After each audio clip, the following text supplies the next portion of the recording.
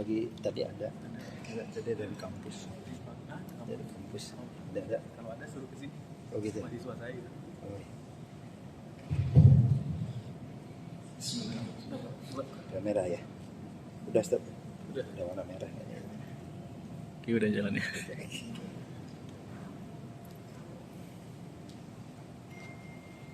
Bismillahirrahmanirrahim.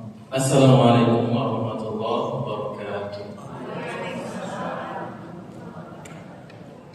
Alhamdulillahirabbil alamin. Nahmaduka rabbi kama yanbaghi li jalali wajhikal karim wa 'azimi sultanik. Allahumma shalli wa sallim wa barik ala habibina Mustafa Muhammadin wa ala alihi wa sahbihi wa man ihtada bi hadihi ila yaumiddin. Subhanaka la ilma lana illa ma 'allamtana innaka antal alimul hakim. Rabbi shrah li sadri wa yassir li amri wa hlul 'uqdatam min lisani yafqahu qawli. Allahumma 'allimna ma yanfa'una wanfa'na bima 'allamtana wa zidna 'ilman ya rabbal alamin. Amma ba'd. Bapak Ibu, bagaimana kabar? Mudah-mudahan dalam keadaan sehat walafiat, sehat lahir batin, sehat iman dan sehat imunnya, dan sehat juga kantong insyaallah. Syukur kita kepada Allah diberi nikmat waktu, kesempatan di saat banyak orang yang sudah habis kesempatan dan waktunya, atau di saat banyak orang yang waktu dan kesempatannya tidak digunakan untuk beramal soleh. Kita dikumpulkan di sini. Syukur pada Allah diberi nikmat sehat, di mana di luar sana banyak orang yang terbaring sakit, kritis, butuh oksigen, butuh infus dan lain sebagainya.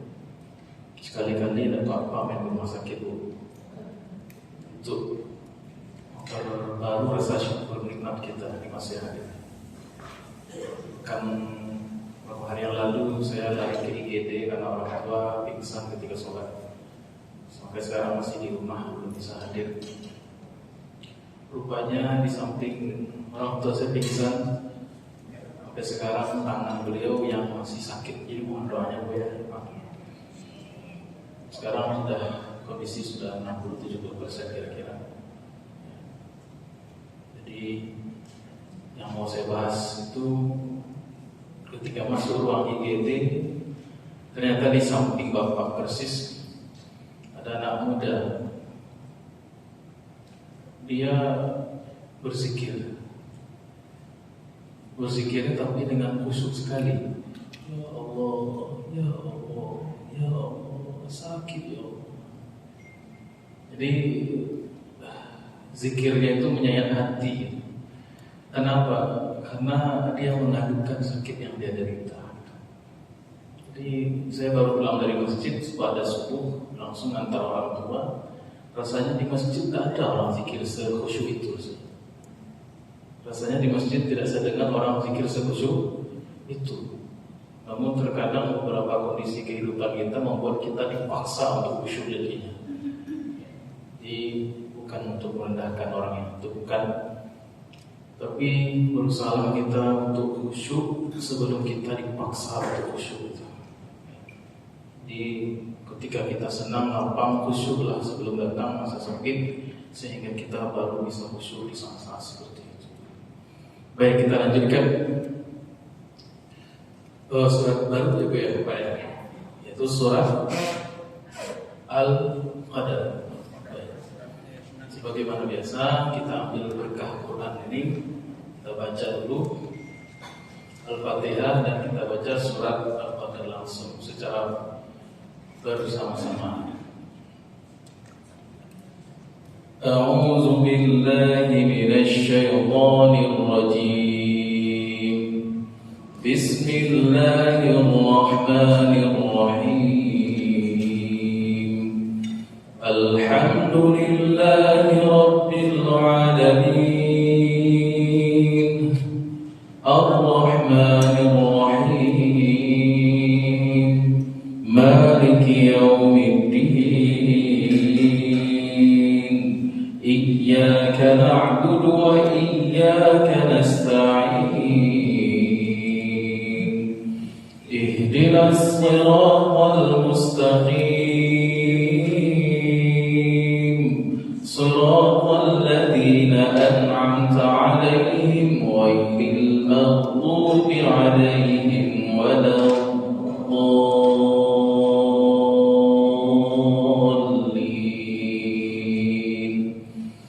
آمين. بسم الله الرحمن الرحيم. إنا أنزلناه في ليلة القدر وما أدراك ما ليلة القدر.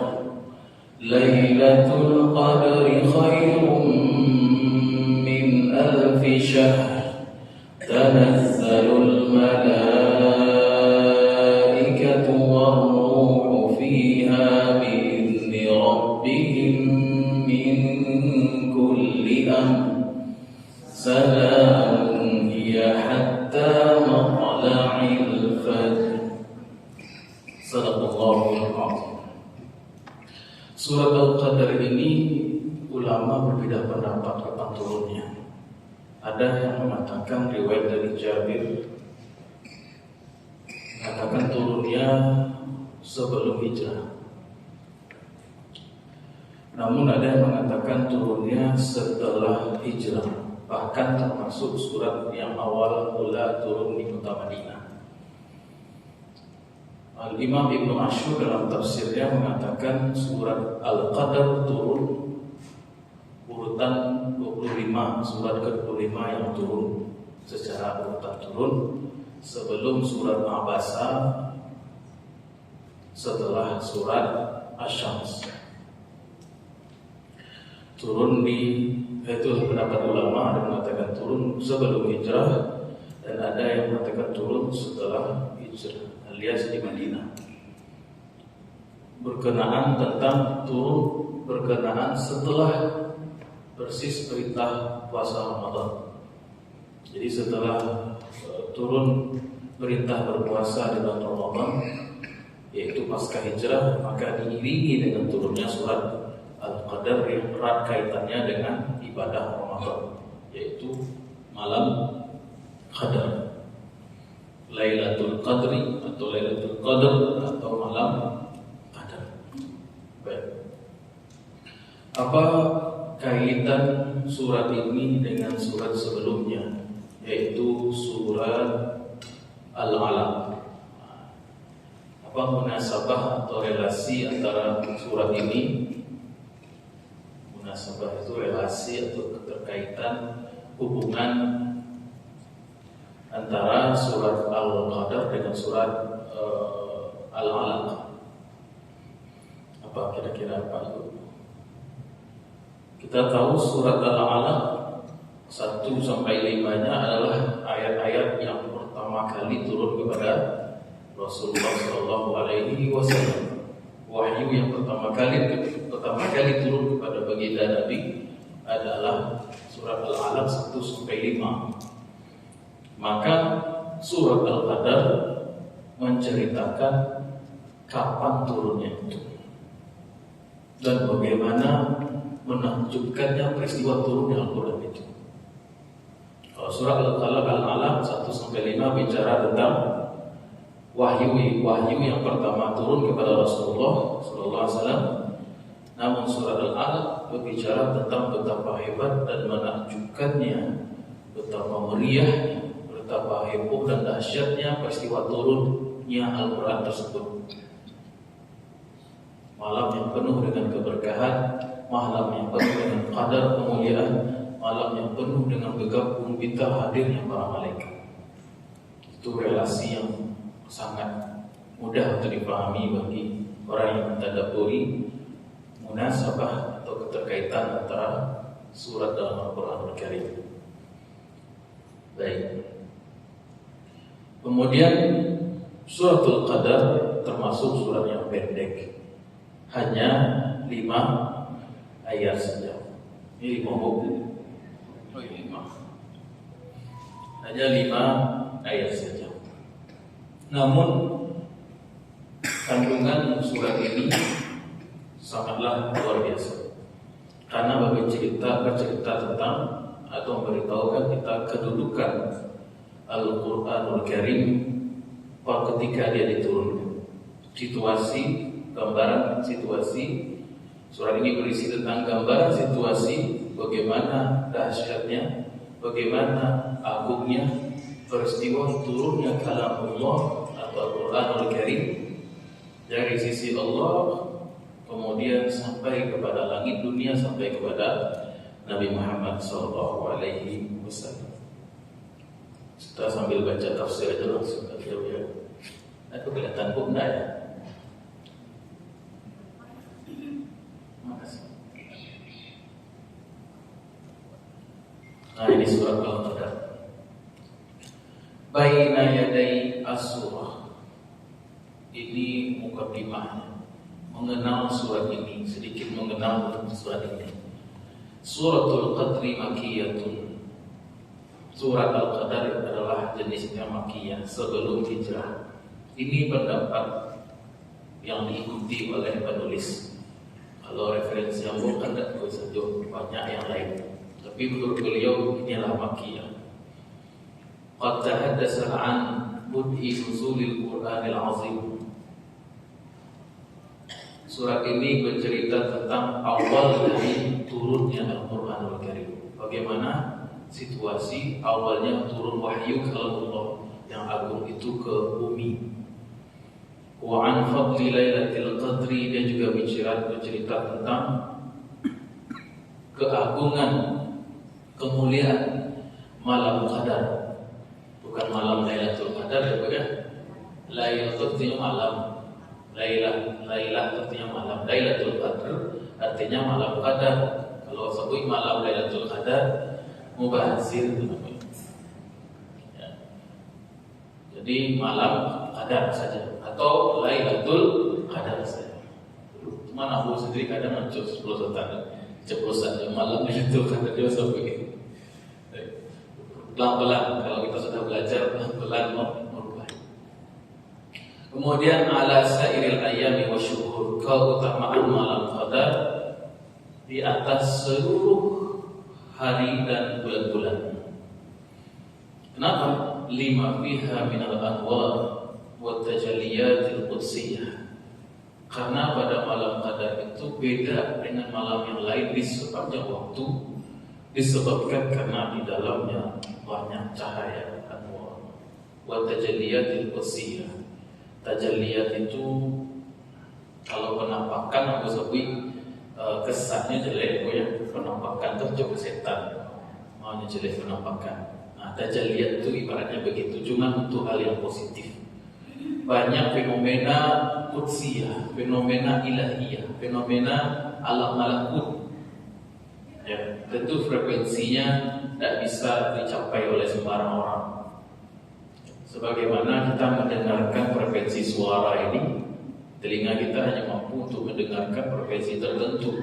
Tentang frekuensi radio pun hanya bisa menangkap saluran 2, AM dan FM. Itu pun tergantung situasi lainnya, siap penyiaran lain nyala atau radionya ada sehat, kemudian radionya dinyalakan, kemudian apa lagi? Kalau ada baterainya, radio juga baterai. Itu dicari gelombang, walaupun ada usaha untuk mencarinya. Begitu juga dengan gelombang tajalliyat qudsiyah, bahwasanya ditangkap gelombang itu bagi orang-orang yang kenal, orang-orang yang memiliki frekuensi dengan malaikat. Teman-teman sefrekuensi ya, kayak anak udah gini gue sefrekuensi sama dia. Maksudnya apa sih? Nyambung gitu. Nah, gitu juga dengan malam qadar itu frekuensi malaikat sangat kuat ketika itu, karena hadir malaikat berduyun-duyun ya. Wan nafahatu ar-rabbaniyah allati yughilha al-bari jalla wa ala ala ibadihi al-mu'minin, yang mana semuanya tadi itu cahaya dan fenomena turunnya malaikat, semua tanda-tanda keagungan Allah itu Allah limpahkan. Yaitu Al-Bari, maksudnya Allah Jalla wa Ala yang maha tinggi, ke atas hamba-hambanya yang beriman. Takriman li nuzulil Qur'anil Mubin, sebagai bentuk pemuliaan, penghormatan kepada peristiwa turunnya Al-Qur'anul Karim. Kama tahaddatsa an nuzulil malaikatil abrar hatta tulu'il fajr, dan surat ini juga bercerita tentang peristiwa berduyun-duyun yang tidak hanya sekedar turun ya, karena kalimat itu tanazzal, maknanya terus menerus turun, berkerumun para malaikat sampai terbitnya matahari sepanjang malam itu. Faya laha min lailatin 'azimatil qadr, betapa agungnya malam ini. Ya khairun indallahi min alfi syahrin, yang nilainya di sisi Allah lebih baik daripada 1000 bulan. Baik, kalau kita hanya baca mukadimah ini kita belum puas, maka kita terus mulai baca ayat 1. A'udzubillahi minasyaitonirrajim. Bismillahirrahmanirrahim. Tafsir. Inna anzalnahu fi lailatul qadr. Yaitu nahnu anzalna hadzal Qur'an al-mu'jiz fi lailatul qadri. Fi lailatul qadri. Mana kelanjutannya? Kurang bagus. Wasyarafnya sini. Sungguhnya kamilah yang telah menurunkan Quran ini yang bersifat mukjizat pada malam kemuliaan, malam Qadar. Qala al-mufassirun sumiyat lailatul qadri li'azamiha wa qadriha wa syarafiha. Dinamakan malam Qadar karena keagungan dan kedudukan dan kemuliaannya.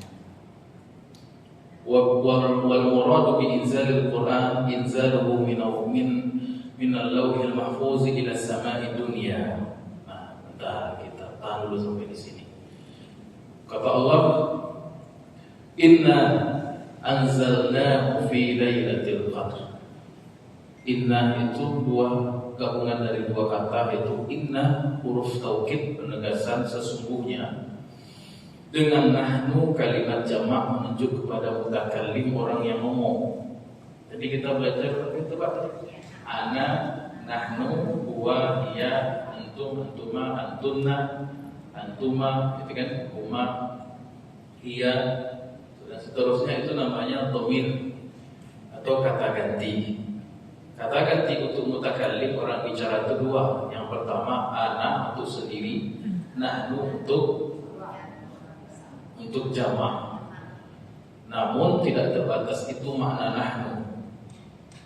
Kalau untuk belajar dasar ya, tapi kalau untuk dalam pemakaian retorika berbahasa, kalimat nahnu menunjukkan keagungan yang sedang berbicara. Kami maknanya situ bukan Allah banyak, tetapi Allah ingin hendak menyampaikan lihat kedudukan saya, betapa agung mulianya saya, dan tidak ada yang bisa ngomong ini kecuali Allah Subhanahu wa ta'ala. Bahwasanya Allah ingin menyampaikan besar atau kuat kaitan penurunan Al-Quran dengan kekuasaan Allah. Bahwasanya penurunan Al-Quran itu berhubungan langsung dengan kedikdayaannya, kemahakuasaannya, kemahahebatannya. Jadi urusan turunnya Al-Quran itu bukan urusan main-main, bukan urusan sepele, bukan urusan yang bisa dianggap remeh, karena Allah sendiri yang mengatakan inna nahnu. Dan kebanyakan ayat kalau sudah bicara tentang penurunan Quran, Allah memakai kalimat ana. Allah memakai kalimat nah. Inna nahnu nazzalna dzikra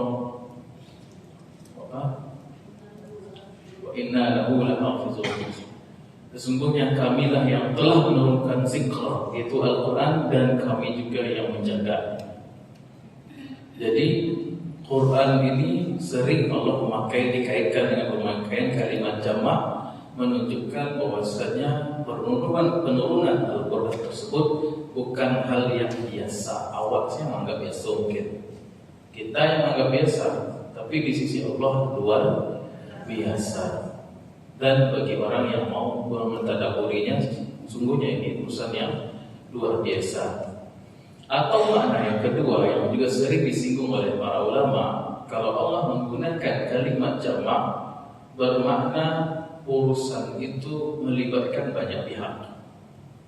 Urusan tersebut melibatkan banyak pihak yang menunjukkan bukan Allah butuh pada mereka. Kalau tidak ada mereka, Allah tidak bisa menghajar, bukan begitu. Menunjukkan banyak pihak karena keagungan dan kehebatan urusan tersebut dan keikdayaan Allah sebagai raja di raja. Sehingga untuk satu urusan ini semua orang mengkaji.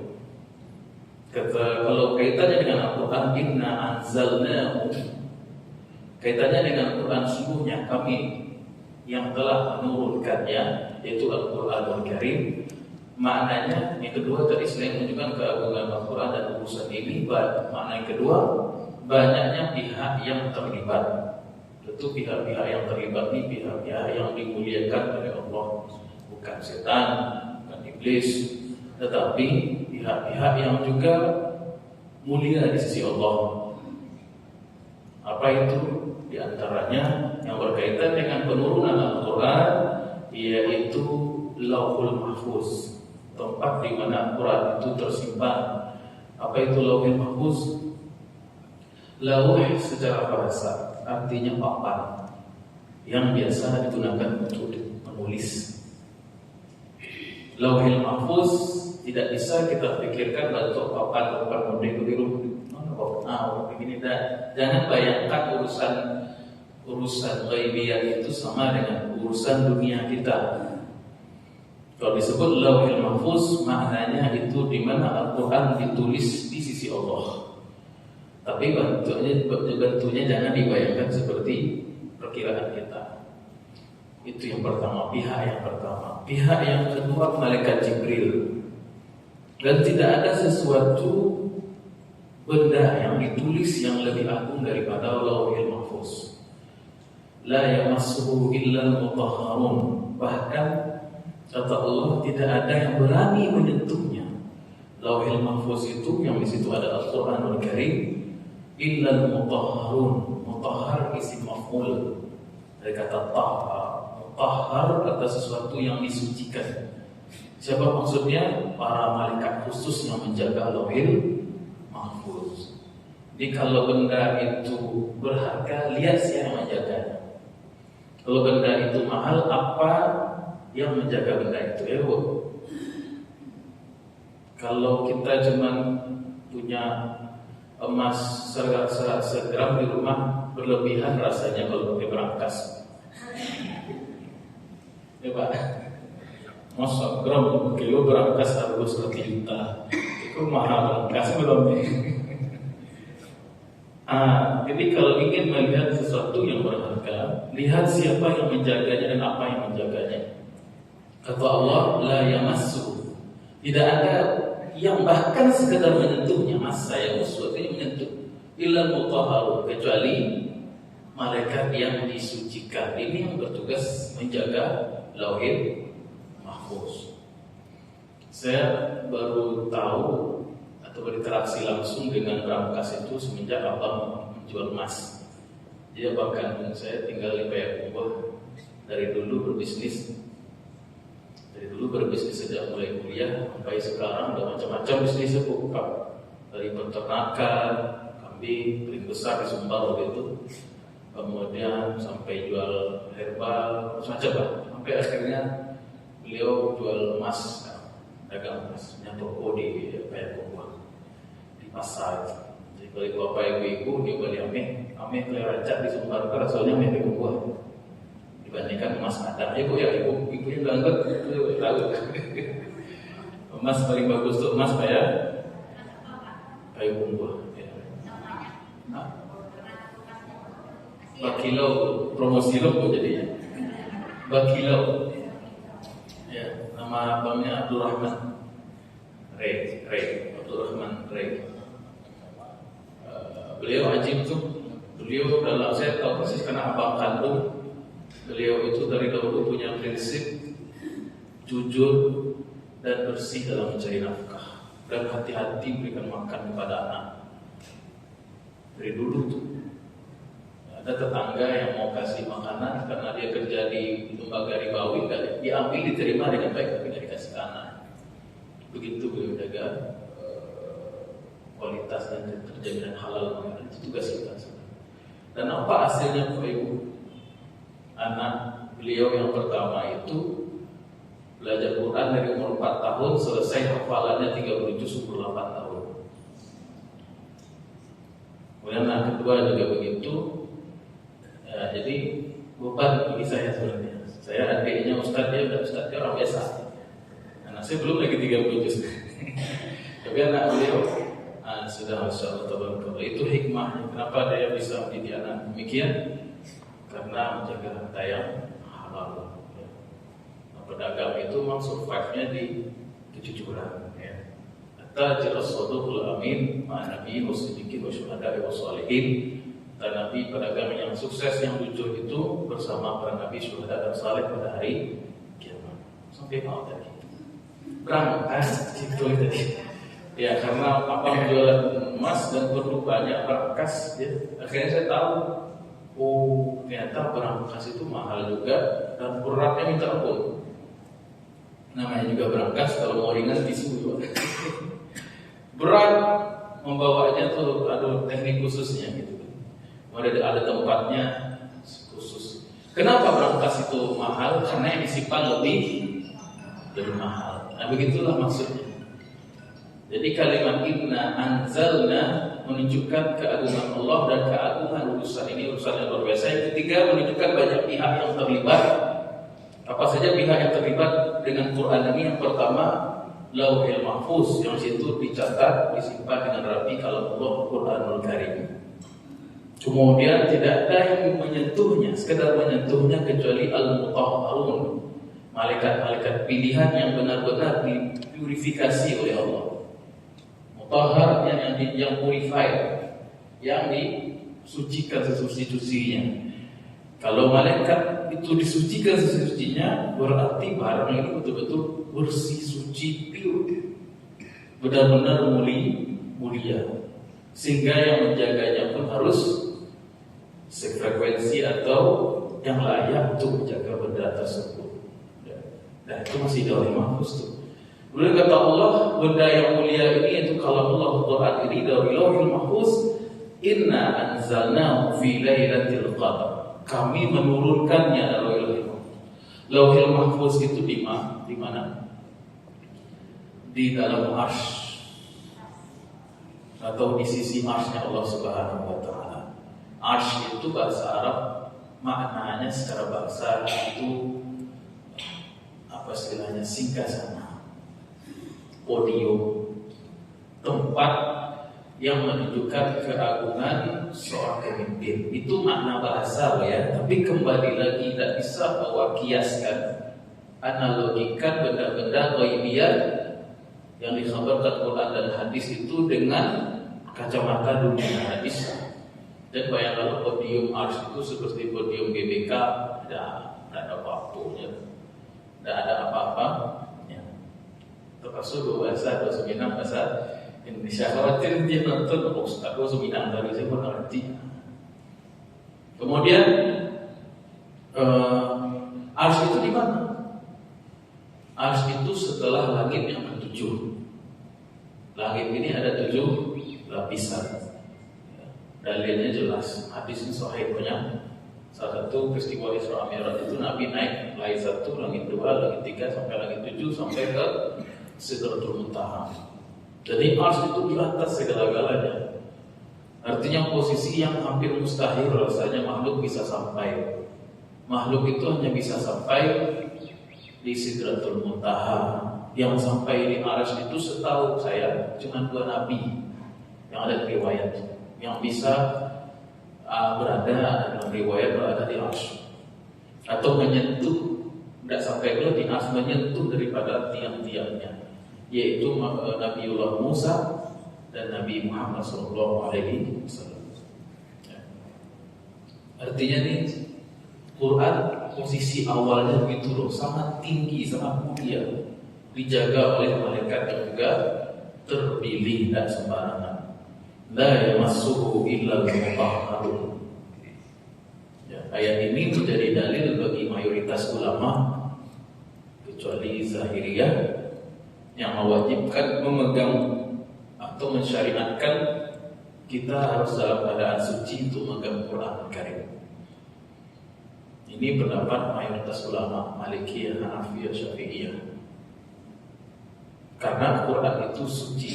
Ya, mushaf Quran juga yang kita pegang sehari-hari doa. Ya, tak boleh kita pegang ta'adduban dalam bentuk adab. Adab kepada Al-Quran kecuali kita dalam keadaan suci. Tapi tidak berdosa kalau kita dalam keadaan berhadas kecil. Kalau berhadas besar ya dosa. Itu yang pertama. Yang kedua, kalau kita memang memegangnya dalam keadaan menyengaja. Tapi kalau kita memindahkan dari kiri ke kanan untuk merapikan, menaruh dan sampah. Tapi kalau kita menyengaja untuk memegang pada keperluan itu yang tidak beradab kalau kita dalam keadaan berhadas kecil. Kalau berhadas besar, tidak boleh. Junub wajib Quran. Tidak boleh. Kemudian dari Lauhil Mahfuz, maka dari situlah kita bicara tentang yang terlibat ya, yang terlibat tentang turunnya Al-Quran ini. Dari Lauhil Mahfuz itulah baru ditransmisikan, disampaikan, dibawa oleh Ar-Ruhul Amin, yaitu ruh yang terpercaya. Maksudnya malaikat Jibril alaihissalam, Sayyidul Malaikah, pemimpin yang para malaikat. Jadi malaikat yang tertinggi pangkatnya yang membawa wahyu, yaitu Al-Quranul Karim dari Lauhil Mahfuz. Baik. Jadi kalimat inna anzalnahu fi lailatul qadr, hu di sini kan dhamir huwa, kata ganti huwa. Kembalinya kemana? Merujuk kemana hu itu?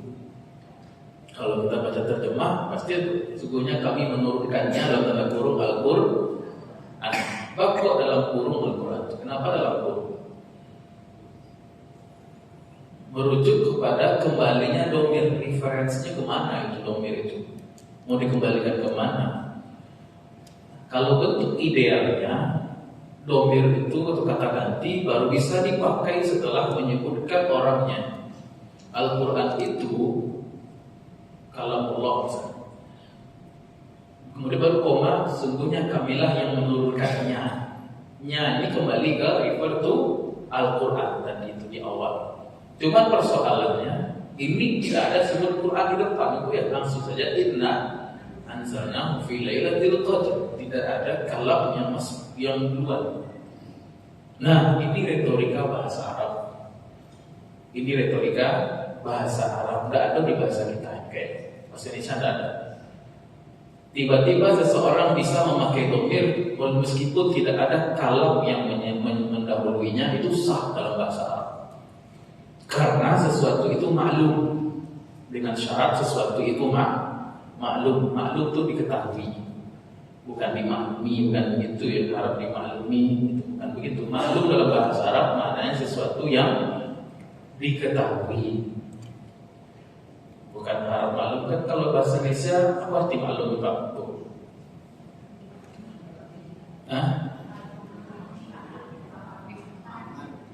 Ya mohon maaf,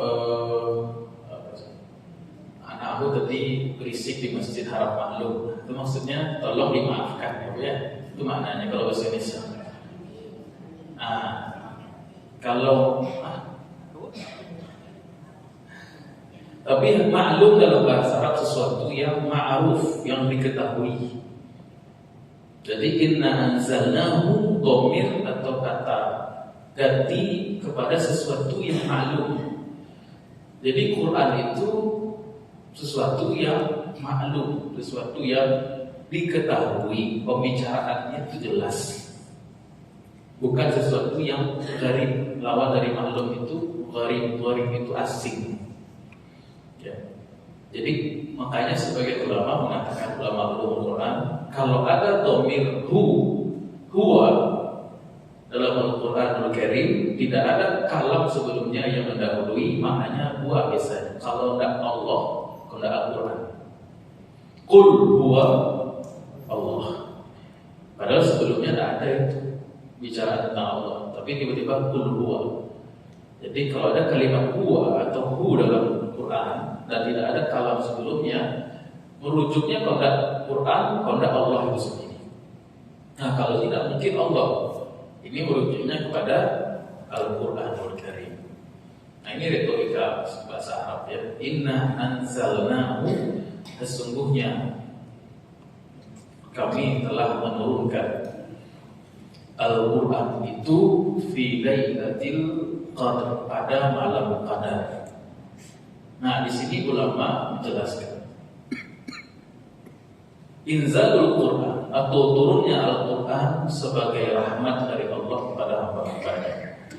Turun yang memberikan rahmat, bukan turun yang rendah, turun yang hina. Kalau kita sebut bapaknya turun pangkat, bapak itu turun pangkat, itu turun yang rendah, turun yang hina. Tapi turun itu ada yang menggembirakan. BBM turun harganya, itu sama. Minyak sudah turun harganya, turun yang menyenangkan. Gaji sudah turun, nah itu turun yang menyenangkan. Tapi ada juga turun yang tidak menyenangkan. Turun bro, tidak menyenangkan. Tapi inzalul Quran, turunnya Quran itu tidak sekedar menyenangkan, itu rahmat dari Allah Subhanahu wa ta'ala.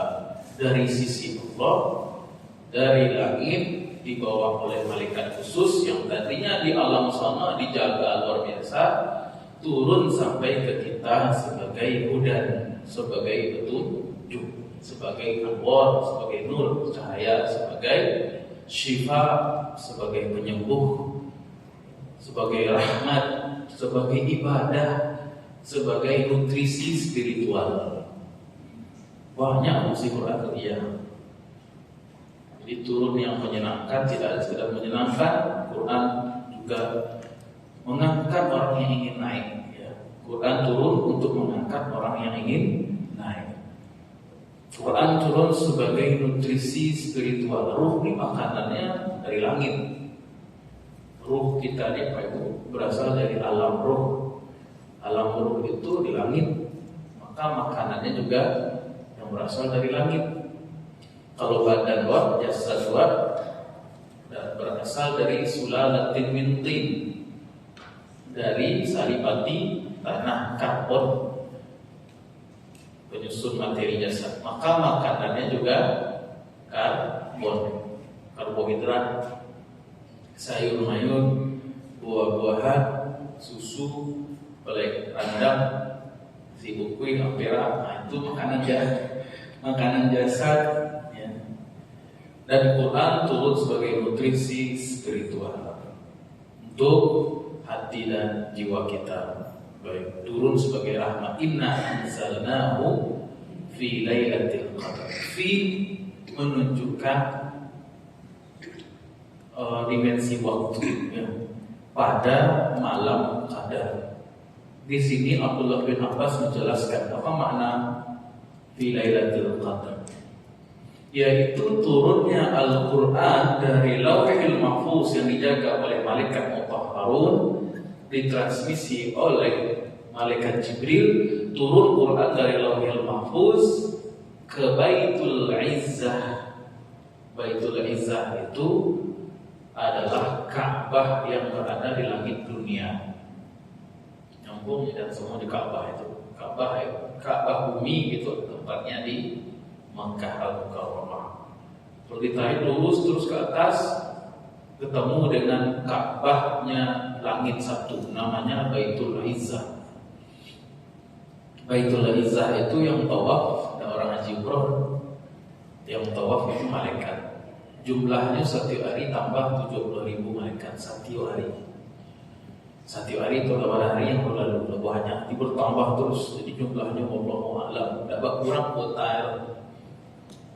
Kalau haji umroh di bumi kadang-kadang bisa berkurang kuotanya, kadang-kadang tidak jadi berangkat, kadang-kadang badalan orang. Tapi di Baitul Izzah itu konsisten. Konsisten orang bertawaf, bukan orang, malaikat bertawaf yang jumlahnya 70.000 dalam satu riwayat setiap hari. Berapa banyak malaikat sampai kini yang bertawaf di Baitul Izzah.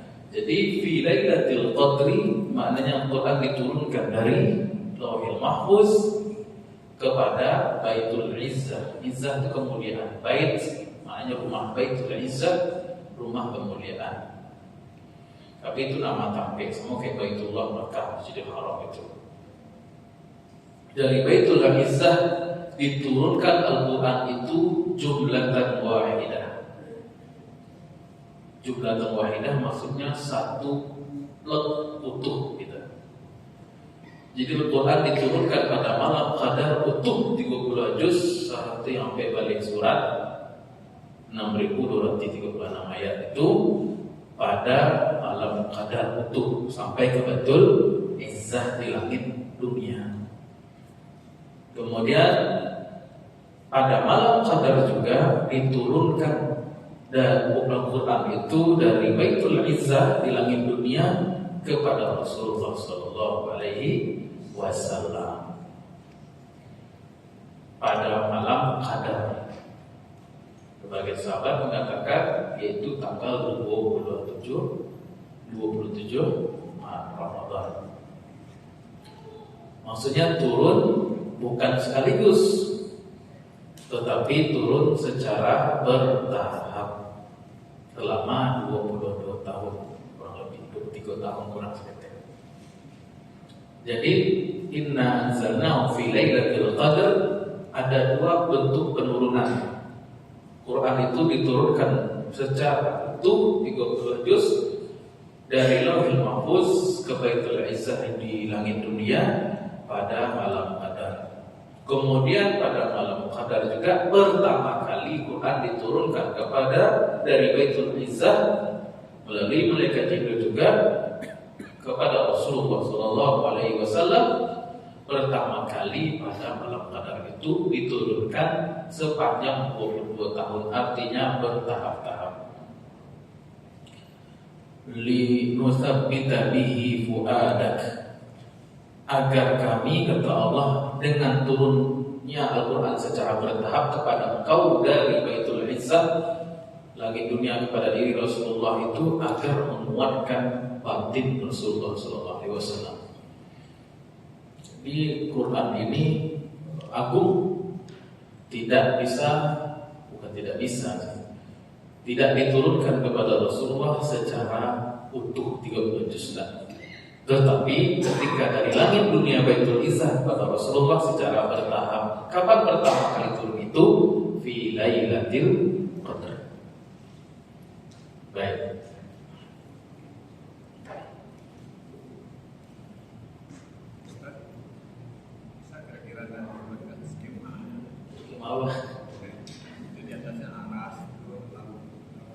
Enggak berani saya bikin skema ars, Pak. Enggak berani saya. Itu gaibiyah, itu alam gaib. Tidak bisa. Takutnya nanti berdusta kita. Sesuatu yang jauh di atas kita, kalau kita gambarkan berdusta kita sebenarnya. Saya berani mengilustrasikan itu. Ya. Baik. Sedangkan galaksi saja itu ilmuwan lama sekali untuk bisa memetakan kira-kira bentuknya gimana itu.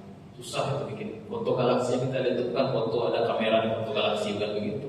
Tapi melalui riset yang panjang itu, Pak. Dari sudut-sudut tertentu, kemudian dikumpulkan berbagai, diprediksi bentuknya galaksi demikian. Itu pun sebenarnya hanya prediksi saja. Kalau misalnya kita searching di Google misalnya galaksi Andromeda bentuknya demikian, gitu kan? Itu cuma prediksi saja. Di mana kita bisa memprediksi itu baru di langit satu itu, Pak. Gimana kalau di langit ketujuh Ars? Gak berani saya. Sebagai ustaz mungkin berani membuat gambar itu, tapi saya tidak berani. Kemudian apa ini? Mau kasih sini? Ini Wal muradu bi inzalil Qur'an inzaluhu min al-lawhil mahfuz ila sama'i dunia. Yang dimaksud dengan turunnya Al-Qur'an pada ayat ini ialah turunnya Al-Qur'an dari Lauhil Mahfuz yang ada di Arsy ke as-sama'i dunia, langit dunia, yaitu di Baitul Izzah. Sumana nazala bihi Jibril ila al-ardi fi muddati 23 sana. Kemudian setelah itu Jibril juga alaihissalam menurunkan dari Baitul Izzah kepada Rasulullah SAW dalam jangka waktu 23 tahun kurang. Kama qala Ibnu Abbas, sebagaimana dijelaskan oleh Abdullah bin Abbas radhiyallahu anhuma, ahli Quran, pembuka Al-Quran, sahabat Nabi yang paling ahli Quran, turjuman Al-Quran. Apa kata beliau? Anzalallahu al-Qur'ana jumlatan wahidatan minal lauhil mahfuz ila baitil izzah minas sama'i dunya. Jadi kata tuanku ya, Pak. Ini pendapat Allah bin Abbas. Sesungguhnya Al-Qur'an diturunkan utuh dari lauhil mahfuz ke baitil izzah minas sama'i dunya yang berada di langit bumi. Summa nazala mufassalan, kemudian dari Baitul Izzah kepada Rasulullah SAW diturunkan secara mufassalan, bertahap. Bihasbil bawaqi', bihasbi al-waqa'i', sesuai dengan peristiwa-peristiwa yang terjadi selama 23 tahun tersebut ala Rasulillah sallallahu alaihi wasallam. Ini dari mana diambil? Catatan kaki 1. Uzur Mukhtasar Ibnu Katsir, Al-Qurtubi dan Tafsir Al-Khazin. Referensinya Al-Qurtubi, Mukhtasar Ibnu Katsir juga. Baik. Kemudian wa ma adraka ma lailatul qadri. Ayat yang kedua ini bentuknya bukan khabar, bukan informasi biasa, tetapi retorika bertanya. Wa ma adraka ma lailatul qadr. Sering kita bahas ya Pak ya. Kalau ada ayat Quran yang awalnya wa ma adraka ma titik. Kalau ada ayat yang dimulai dengan istifham, kalimat tanya, wa ma adraka ma titik, terserah apa itu sambungannya sesuai dengan ayat yang kita pelajari. Berarti yang sedang ditanya Allah itu sesuatu yang menakjubkan, sesuatu yang tidak sampai ilmu kita, sesuatu yang sangat dahsyat, sesuatu yang sangat luar biasa sekali banget, sesuatu yang sangat amazing, sesuatu yang di luar, sesuatu yang bisa dipikirkan oleh manusia, dibayangkan oleh manusia karena keagungan. Wa ma adraka ma hiya narun hamiyah. Tahu tak kalian apa itu neraka hawiyah itu? Karena dahsyatnya. Nah, Allah tanya, "Wa ma adraka ma hiya narun hamiyah." Kemudian setelah wa ma adraka ma titik, setelah Allah bertanya retorika untuk menyambung pikiran kita untuk siap-siap menerima informasi yang akan Allah sampaikan. Kalau Allah bicara wa ma adraka titik, Allah akan beritahu sekilas tentang benda yang ditanyakan tadi itu. Jadi wa ma adraka ma lailatul qadri, dalam hal ini betapa dahsyatnya malam qadar itu sehingga Allah bertanya kepada kita dan ingin menyambung fikrah, ingin menyambung kesiapan kita untuk menerima atau membayangkan, sekedar mungkin membayangkan betapa hebatnya. Kalau saya sampaikan secara sederhana, contohnya begini kira-kira. Ada mahasiswa di sini? Ada yang statusnya mahasiswa di sini? Tidak ada ya? Mantan mahasiswa banyak. Jadi ada dosen killer, ada dosen yang kata orang killer. Dosen ini kan ada pemarah atau ngasih nilainya pelit gitu kan. Kemudian dengan santainya seorang mahasiswa mau ke temannya begini, yang kita sekarang belajar sama Pak Budi loh. Pak Budi ini bisa kilat, mohon maaf Pak Budi ada sih Pak Budi. Contoh Pak. Pak Budi katanya. Emang kenapa nih Pak Budi? Kamu nggak tahu sih Pak Budi itu siapa? Baru di ngomong kamu nggak tahu siapa itu Pak Budi. Kamu nggak tahu dia siapa. Baru di ngomong begitu saja kebayang kan betapa ini nggak biasa di Indonesia. Bukan sesuatu yang biasa. Ini sesuatu di luar daripada yang dia anggap tadi santai-santai aja masuk nggak ngerjain tugas, yang titip absen dan lain sebagainya. Kamu nggak kenal dengan Pak Budi. Apa yang kamu ketahui tentang Pak Budi kira-kira begitu? Maka ketika ada ayat wama atau ya kira-kira begitulah bentuk simpelnya di balaghah Quran ya, bentuk retorika Quran begitu, sehingga memunculkan rasa penasaran sekaligus menunjukkan rasa ta'zim dan pengagungan terhadap berita yang ingin disampaikan. Betapa hebatnya ini Lailatul Qadar. Wa ma adraka ma yaumuddin, summa ma adraka ma yaumuddin. Wa ma adraka ma ini diulang 2 kali untuk yaumuddin. Dalam surah Al-Insyiqaq ya, masalah. Ma adraka ma yaumuddin, summa ma adraka ma yaumuddin, 2 kali. Betapa dahsyatnya itu yaumuddin atau hari kiamat itu. Nah, sekarang kita kembali ke ayat wa ma adraka ma Lailatul Qadar. Nah, di sini makanya kata beliau ta'zimun, pengagungan, tafkhimun. Ya, kira-kira sama maknanya pengagungan, betapa dahsyatnya li amriha, urusan ini. Itu urusan Lailatul Qadar, malam qadar. Yaitu wa ma a'lamaka ya Muhammad ma Lailatul Qadri wa asy-syaraf. Tahukah engkau apa itu Lailatul Qadar? Itu malam kemuliaan itu apa? Malam qadar itu apa? Qala al-Khazin. Ulama berkata, namanya Imam al-Khazin, wa hadza ala sabili ta'zim. Ini retorika untuk menunjukkan keagungan malam qadar itu. Ta'zimun laha wa tashwiqun li khabariha. Sekaligus ta'zim menunjukkan ini benda agung, sekaligus tashwiq. Kalau ada retorika bertanya, apa yang kau tahu tentang bla bla bla ini dan itu, maka dia fungsi kedua tashwiq wa tashwiq. Apa itu tashwiq? Membuat kita penasaran. Dan Rasulullah sering memakai metode ini dalam mengajar. Kalian tahu nggak orang yang mencuri dalam sholatnya? Kan orang jadi penasaran. Siapa ya Rasulullah? Akhirnya orang bertanya.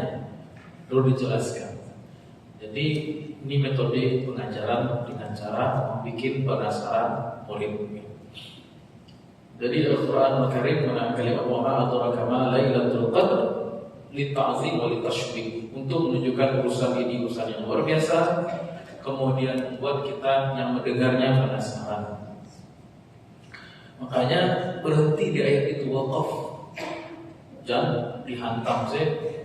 Wa ma adraka ma Lailatul Qadri, Lailatul Qadri khairun. Nah, begitu bacanya. Itu kan satu ayat potong itu. Inna anzalnahu fi Lailatul Qadr. Berhenti di situ. Karena itu statement itu perlu renungan yang dalam itu. Tentang turunnya kita sudah ceritakan tadi. Kemudian satu ayat lagi itu khusus untuk membuat kita mengagungkan dan penasaran. Jadi potong ayatnya di qadri lagi. Wa ma adraka ma Lailatul Qadr. Tapi kalau kita pakai baca irama biasa, tidak terasa ininya, tadaburnya sebenarnya. Hanya sebagian ulama itu nggak ada yang pakai irama juga. Dia baca ayatnya sesuai dengan retorika ayat. Kalau ayat itu bertanya, ayatnya juga bertanya. Inna anzalnahu fi Lailatul Qadr. Itu kan kalimat informatif. Wa ma adraka ma Lailatul Qadr. Nah, begitu soalnya Bu. Sama dengan membaca ayat yang lain.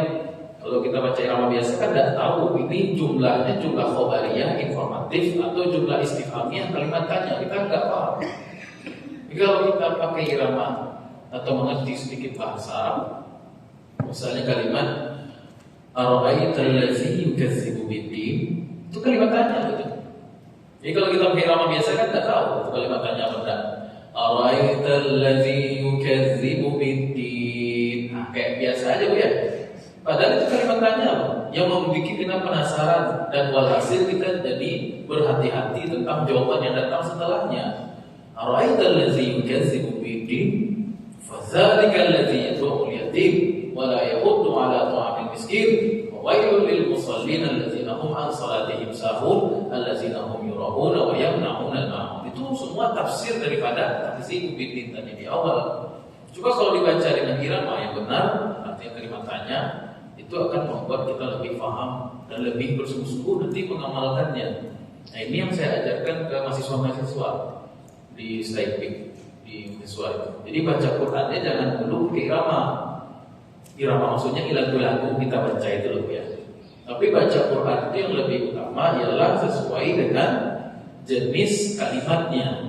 Kalau kalimatnya itu pernyataan, ya kalimatnya lurus seperti pernyataan. Inna anzalnahu fi lailatul qadr. Itu kalimat tanyaan tuh, ada irama di situ. Kemudian baru kalimat tanya, wa ma adraka ma lailatul qadr. Nah, baru kita terbayang betapa dahsyatnya malam qadar itu. Nah, itu keistimewaan kalau kita bisa bahasa Arab. Baik. Nah, setelah kita dibuat tasywiq, penasaran dan betapa besarnya rasa penasaran dan betapa dahsyatnya peristiwa malam qadar itu, baru kemudian dibocorkan oleh Allah informasinya. Informasinya bagus, menjelaskan tentang malam qadar itu bagus. Tetapi yang menerima itu tidak siap, kira-kira gimana? Gurunya dosen terbang, gimana tamat gurunya? Dosen terbang sudah di luar negeri, digaji dengan dolar. Dosen-dosen kita dulu S1, dosen-dosennya dari luar negeri 90%, dari Sudan, dari Mesir, dari Jordan, dari Libya, dari Mauritania. Dosennya hebat, ilmunya hebat, doktor gelarnya hebat, penampilannya luar biasa. Tapi mahasiswanya lalu kira-kira baru. Mahasiswanya tidur, mahasiswanya belum sarapan, jadi punang-punang katanya. Kira-kira gimana? Ya tak akan banyak yang bisa didapatkan. Selain Nina Bobo aja dosen itu. Ala kecil dosen itu bahasa Arab boleh gitu. Nah begitu juga. Kenapa kita tidak siap? Karena kita melupakan makna tasywiq pada kalimat wa ma adraka ma lailatul qadr. Sehingga informasi yang datang setelahnya, betapapun hebat Allah telah menyampaikan kalamnya, tapi karena kita tidak siap, ya sudah. Jangan salahkan Qurannya, jangan salahkan Allah dan Rasulnya, salahkan diri kita yang tidak siap menerima informasi itu.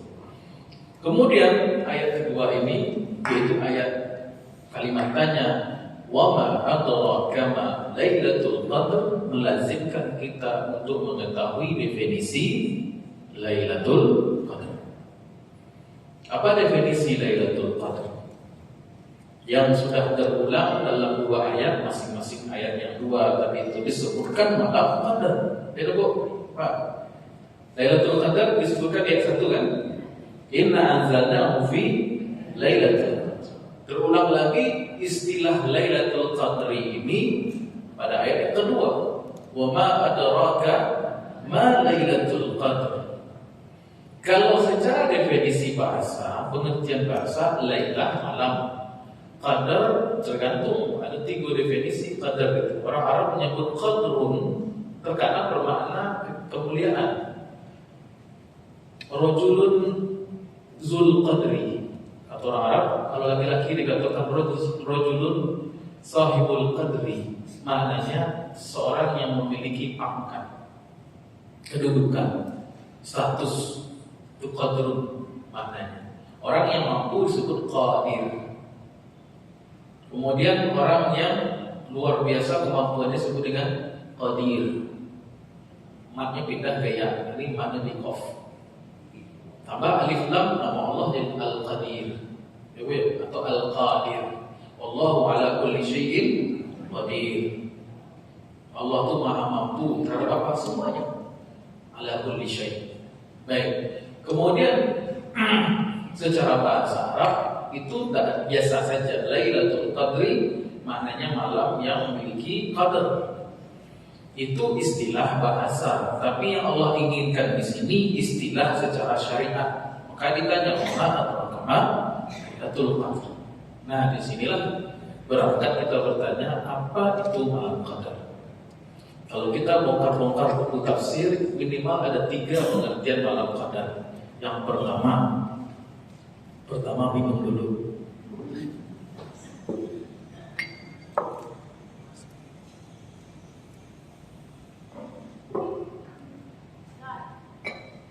Ya Bu, silakan Bu.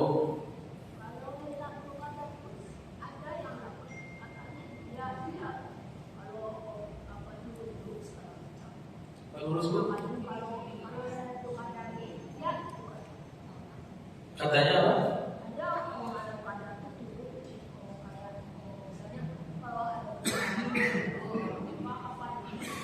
Gak jelas itu. Oh, pohon-pohon katanya.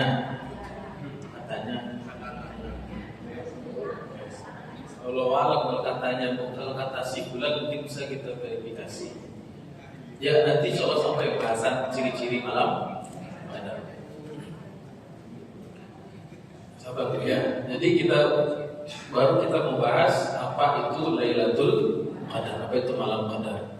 Pertama, arti malam qadar itu, jadi kalau kita baca tafsir, mutar-mutar, masih membaca kitab tafsir, itu ulama mewujudkan definisi Lailatul Qadar itu 3 definisi. Yang pertama, malam kemuliaan. Al-Qadru maknanya kemuliaan, maknanya asyaraf.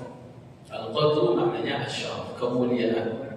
Sebagaimana kita sebut tadi, rajulun dzul qadr, sahibul qadri. Seorang laki-laki itu memiliki kedudukan qadr. Kemudian makna kemuliaan sebab apa? Ada 2 sebab kemuliaan malam qadar itu. Pertama, kemuliaan yang memang Allah jadikan dia malam khusus, malam yang mulia. Yang kedua, kemuliaan sebab wujud turunnya Quran. Dua-duanya ini bisa kita terima dan kita kombinasikan juga boleh. Jadi malam itu sendiri secara dimensi waktu dia malam pilihan dari malam-malam yang lain yang Allah muliakan. Atau sebab kedua, dia malam kemuliaan sebab ada sebabnya, yaitu turunnya Al-Quran. Kalau kita balikkan definisi awal tadi, dia malam kemuliaan karena sifatnya yang dimuliakan oleh Allah secara zat. Berarti ini keistimewaan Al-Quran. Allah jadikan dia dimensi untuk menghantarkan kalamnya. Itu benefitnya. Kalau kita anggap dia malam qadar, malam kemuliaan karena sebab Quran, berarti Al-Quran menyebabkan semua yang bersentuhan dengannya menjadi mulia. Makanya Imam Ibnu Katsir dalam tafsirnya itu mengatakan inna anzalnahu Qur'anan Arabiyyan la'allakum taqilun, Yusuf ayat 2. Itu mengatakan Al-Quran menyebabkan semua yang menyentuhnya menjadi mulia. Semua yang terkena Al-Quran kecipratan kemuliaan. Malam yang dimana turun Al-Quran menjadi malam yang paling mulia, yaitu malam qadar. Malaikat yang mentransmisikan Al-Quran membawa risalah wahyu ini menjadi malaikat yang paling mulia, yaitu malaikat Jibril. Nabi yang menerima Al-Quran menjadi Nabi yang paling mulia, yaitu Nabi Muhammad SAW. Bumi yang dimana turun pertama kali Quran menjadi bumi yang paling mulia, yaitu tanah haram Mekah. Waktu yang dimana turun daripadanya Al-Quran yaitu malam Ramadan menjadi malam yang paling mulia. Bahasa saya sampai menyebut bahasa yang dengannya dipilih oleh Allah menjadi bahasa pengantar Quran, menjadi bahasa yang paling mulia, yaitu bahasa Arab. Umat yang mengikuti Al-Quran menjadi umat yang paling mulia, untuk khairu ummatin ukhrijat linnas, yaitu umat Rasulullah sallallahu alaihi wasallam. Itu implikasinya. Jadi kalau kita sebut malam qadar, definisi pertama malam kemuliaan. Kenapa dia mulia? 2. Memang zatnya Allah muliakan. Allah Subhanahu wa taala membagikan fadilahnya berbeda-beda kepada setiap makhluk, itu beda-beda. Allah ciptakan waktu, tapi tidak semua waktu punya nilai sama. Ada waktu-waktu yang mustajabah, ada waktu-waktu yang tidak mustajabah lainnya. Allah menciptakan tempat-tempat, tapi tidak semua tempat itu sama. Ada tempat-tempat yang lebih daripada yang lain. Allah menciptakan manusia, tidak semua derajat manusia itu sama. Ada yang Allah tinggikan, ada yang selain daripada itu. Allah menciptakan tumbuhan berbeda-beda. Ada durian lokal, durian kayu tanam, ada durian montong, ya, atau beda tuh. Itu kan salah satu bagaimana Allah membagikan fadilah. Fadilah itu karunia. Ada yang punya kelebihan di suara, ada yang punya kelebihan di wajah, ada punya kelebihan di tinyo, ada kelebihan di ilmunya, ada kelebihan di lemahnya. Jadi macam-macam orang memiliki kelebihan dan kekurangan. Disitulah Allah membagikan rezekinya. Baik. Maaf yang tersinggung lemahnya disebut. Enggak apa-apa. Baik. Oh iya, malam qadar itu gara-gara durian loh. Malam qadar itu disebut malam mulia sebab dua. Tadi saya bilang. Yang pertama, memang Allah menciptakan malam itu mulia secara zat. Kemudian Allah, atau yang kedua karena disebabkan karena sebab. Karena Al-Qur'anul Karim, jadi mulialah dia. Kemudian pengertian kedua, pengertian malam qadar atau Lailatul Qadar, definisinya yaitu malam ditetapkannya takdir. Karena al-qadar juga bermakna takdir. Fa ammal insanu idza mabtalahu faqadara alaihi fa amma idza mabtalahu faqadara alaihi rizqahu fa yaqulu rabbi ahanan. Dan manusia itu kata Allah kalau diberi keluasan rezeki, ia mengatakan Tuhanku telah memuliakanku. Artinya banyak kaya dia mengatakan Allah memuliakanku. Tapi kalau disempitkan rezekinya, faqadara alaihi. Kalimat qadara ala maknanya disempitkan. Tadi aku definisi waktu. Oh, maaf. Qadar maknanya apa tadi? Takdir. Kasih itulah ayat. Salah bukan.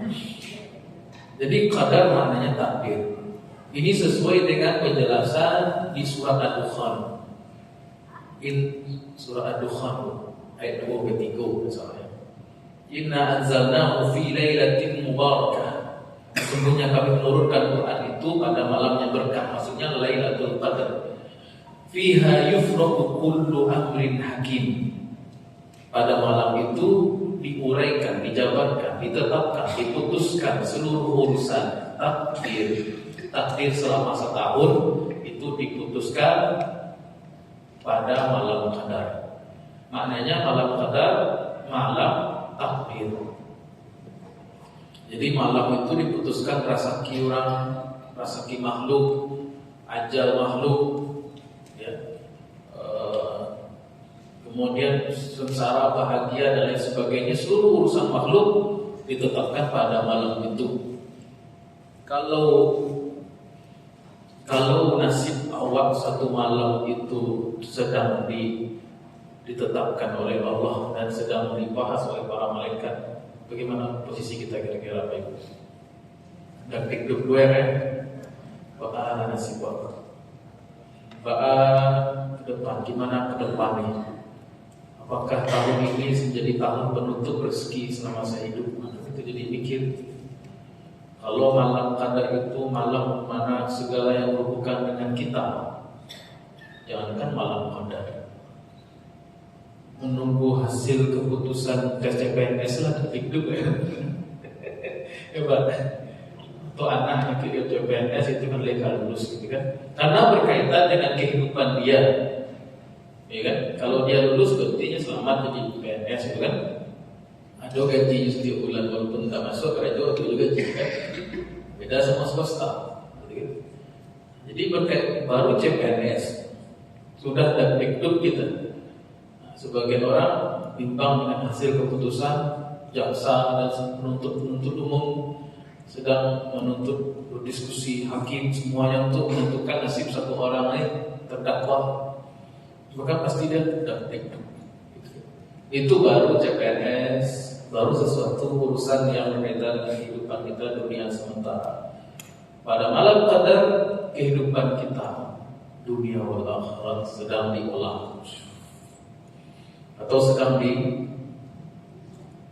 diputuskan untuk 1 tahun jangka 1 tahun ke depan. Kira-kira bagaimana seharusnya kita bersikap? Maka paling mengherankan saya orang Ramadan tapi tidak ada kesungguhan untuk ibadah. Apalagi malam-malamnya, apalagi malam-malam terakhir. Nasibnya entah bagaimana, tapi dia masih ketawa-ketawa, lalai-lalai, tidak mau ke masjid, masih mabok mungkin. Bahkan malam itu dia bermaksiat, kita kira-kira. Maka ada salah Al-Quran itu Qutilal insanu ma'akfarah. Habislah manusia itu sungguh kafir dia, sungguh kufur dia kepada Allah. Innal insana li rabbihi lakanun. Kata Allah, Qutilal insan, celaka manusia itu ma'akfarah, sungguh kufur dia, ma'akfarah. Baik, jadi arti Lailatul Qadar apa yang pertama? Malam kemuliaan. Yang kedua, malam takdir. Dicatat takdir, maqadir seluruh makhluk tanpa kecuali.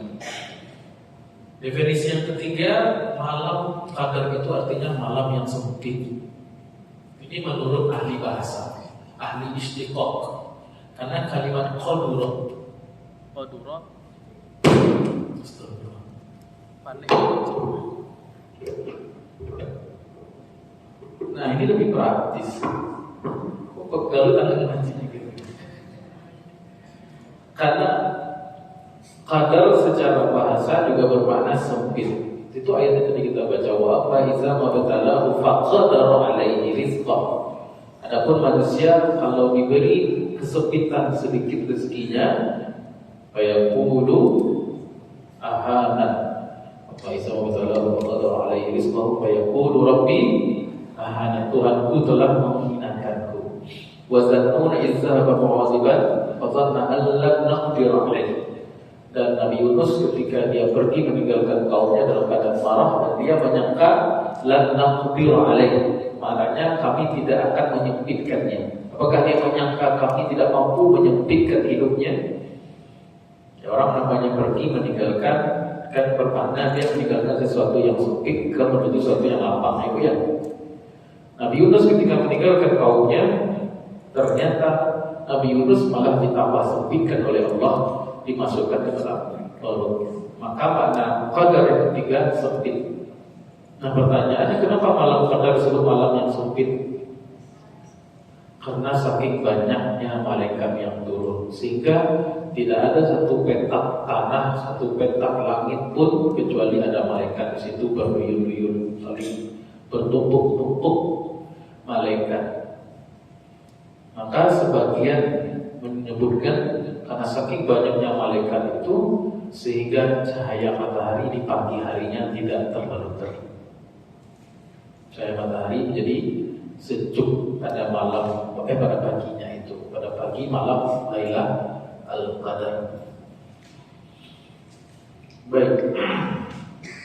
Kemudian itu definisi para ulama yang istinbat atau hasil ijtihad para ulama. Namun yang benar tentu ilmu di sisi Allah Subhanahu wa taala. Dan sebagian ilmu Allah itu dijelaskan pada ayat yang ketiga, 4 dan sampai terakhir dan kelima. Apa itu malam qadar? Allah ulangi lagi, Lailatul Qadar. Lailatul Qadar disebutkan 3/4 ayat menyebutkan Lailatul Qadar. Artinya dua definisi qadar. Istilah Lailatul Qadar harus kita pahami dengan baik, karena Allah sudah mengulang dari 3 ayat disebutkan secara nas, secara teks, secara sharih, secara eksplisit. Dan Allah tidak memakai kalimat mengganti dhamir, tapi Allah jelaskan nama Lailatul Qadar itu secara berulang. Jadi menunjukkan definisi pentingnya malam Qadar ini dan peristiwa yang terjadi pada hari itu. Padahal suratnya singkat kan, suratnya cuma 5 ayat, tetapi Allah tulis istilah Lailatul Qadar 3 dari 5 ayatnya. Ini menunjukkan urgensi kita memahami Lailatul Qadar. Baik. Kemudian kata Allah, Lailatul Qadri, malam Qadar itu khairun min alfi syahr, lebih baik. Khair di sana maknanya isim fardil, artinya mana yang bagus, ini apa ini Bu? Bagus yang mana nih? Ini ya? Oh iya, agak kemarin. Apa-apa. Tahan sedikit. Nah, lebih bulat suaranya. Baik. Lailatul Qadri khairun. Khairun di sini maknanya bukan baik, tapi isim tafdil maknanya lebih baik atau paling baik. Tapi ulama menyebutkan maknanya bukan lebih, tetapi paling baik. Lailatul Qadri khairun, lebih baik. Oh maaf, maknanya lebih baik bukan paling baik. Khairun, lebih baik, min alfi syahr. Alf itu artinya 1000, syahrin itu artinya bulan. Jadi malam Qadar itu lebih baik dari 1000 bulan. Malam Qadar itu lebih baik daripada 1000 bulan yang tidak ada malam Qadarnya. Kalau dulu dari 1000 bulan itu yang ada malam Qadarnya, tentu tidak bisa kita ukur. Nah, jadi maknanya satu malam saja, satu malam ini itu nilainya lebih baik daripada 1000 bulan yang malam-malamnya malam biasa, yang diisi, tapi malam yang diisi dengan ibadah dan jihad yang diterima oleh Allah Subhanahu wa taala. Jadi kalau ada kita punya waktu 1000 bulan, 1000 bulan itu maknanya 84 tahun ya, kira-kira berapa? 84 tahun ya. 83 tahun sekian ya. Enggak 84 tahun. 84 tahun yang penuh dengan ibadah. Di siang harinya puasa, malamnya penuh dengan qiyam, dengan tahajud, yang semuanya itu diterima oleh Allah Subhanahu wa taala. Ada yang sanggup 84 tahun full ibadah? Umur saya sampai roket. Kadang-kadang umur kita akhir zaman tidak sampai 84 tahun. Umur umat Nabi Muhammad cuma 60-70 tahun. Potong masa balik 15 tahun, sisa 60 kurang 15 tahun. 45 tahun, seperempatnya kalau tidur, sisa. Nah, jadi intinya tidak ada orang yang bisa konsisten beribadah selama 84 tahun. Nah, kalau kita mendapatkan malam Qadar itu, pahala ibadah di malam itu lebih baik dibandingkan ibadah makbulah, ibadah yang sudah diterima selama 84 tahun. Baik, sebenarnya pada kalimat alfun 1000 ini ada dua pengertian para ulama. Pengertian secara tekstual dan pengertian secara majazi. Kalau secara tekstual maknanya memang 1000 bulan itu ya 84 tahun. Kalau 1000 itu anggap 1000 itu memang angka pasti. Maka maknanya itu yang kita sebutkan tadi barusan. Tapi ada yang menyebutkan kalimat alfun dalam bahasa Arab menunjukkan sesuatu yang sangat banyak, tidak terbatas. Kalimat 1000 lautan kan kuseberangi, kira-kira. Gimana 1000? Selat Sunda saya tidak sampai ya. Jangan lautan Selat Sunda saya tidak terseberangi sama dia. Ya apa makna itu? 7 lautan, 1000 lautan, 1000 hari kan kutunggu engkau, gitu kan? Maknanya itu makna hiperbol. Tapi tidak ada yang hiperbol buat urusan akhirat, tidak ada. Bahasanya boleh hiperbol, jadi jangan anggap Allah tuh lebay, tidak begitu memaknainya gitu. Memang Al-Quran berbahasa Arab, ya tentu bahasa Arab itu ada majaz, hiperbol, ada hakiki, ada majazi. Tapi kalau kita beradab kepada Al-Quran, maknanya bahwasanya malam qadar itu jauh daripada yang bisa kita bayangkan. Kemuliaannya tidak hanya 64.000 tahun, 84 bulan, 84 tahun. Lebih lagi daripada itu, senang gak itu? Nah ini, jadi mana yang kita terima? Mau makna tekstual atau makna hiperbol? Kalau untuk urusan rahmat Allah, ambil makna hiperbol. Dalilnya apa sih makna hiperbol itu? Dalilnya surat Al-Baqarah.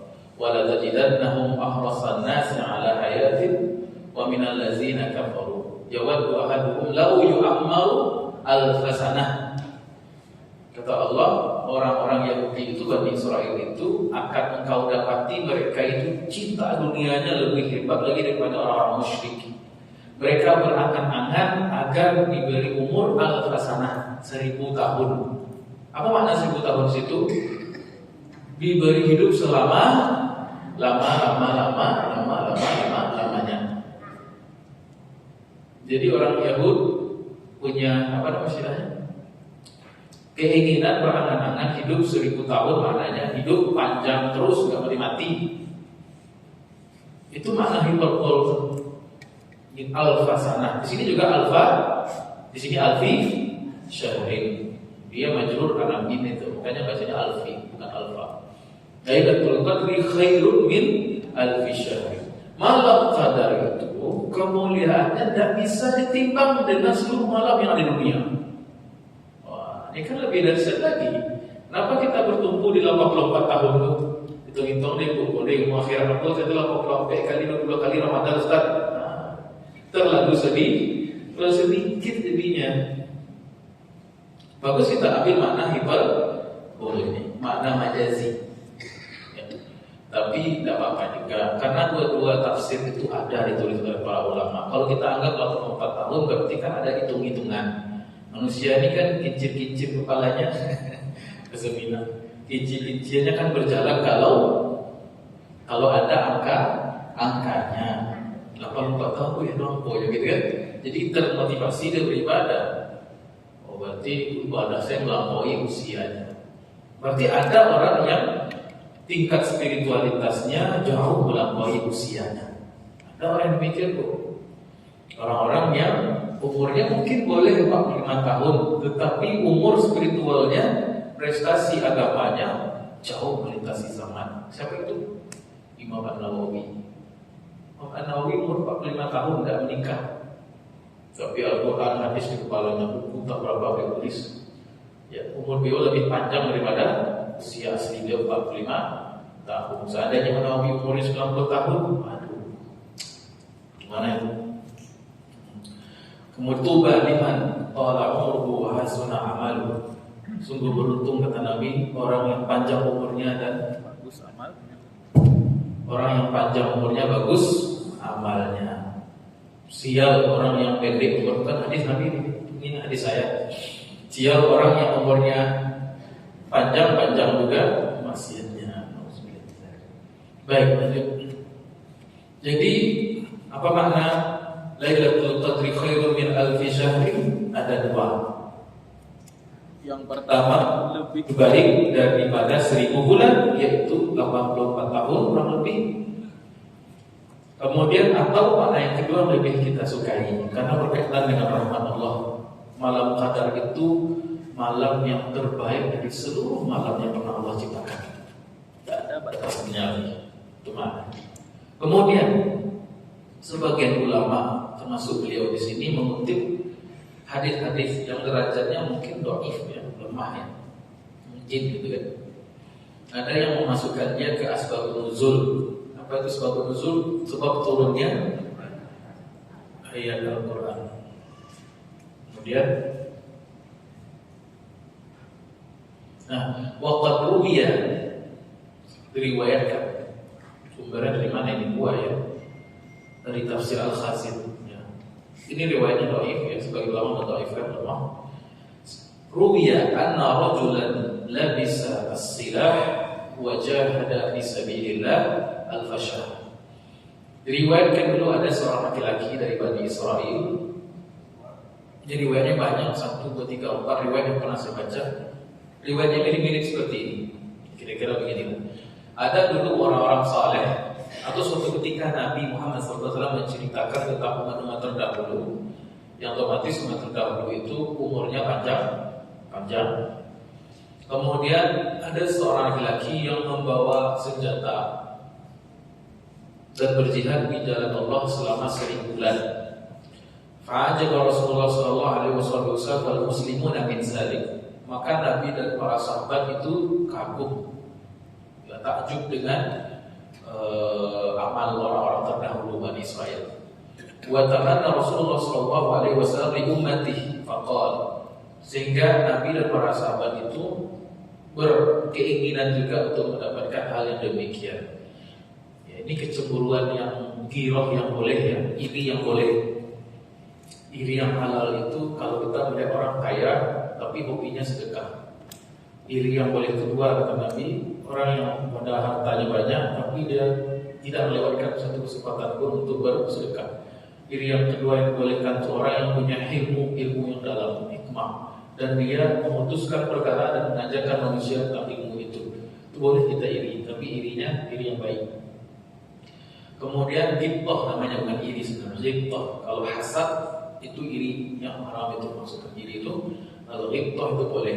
Artinya para sahabat ini agak sedikit iri lah gitu, ghibthah dengan umat-umat terdahulu. Ya Rasulullah, umat terdahulu umurnya panjang sehingga mereka bisa liburan enggak, sehingga mereka bisa beribadah, kesempatan beramal solehnya jauh lebih banyak. Sedangkan kami badan gede-gede, umur sikit-sikit, makan lebih banyak.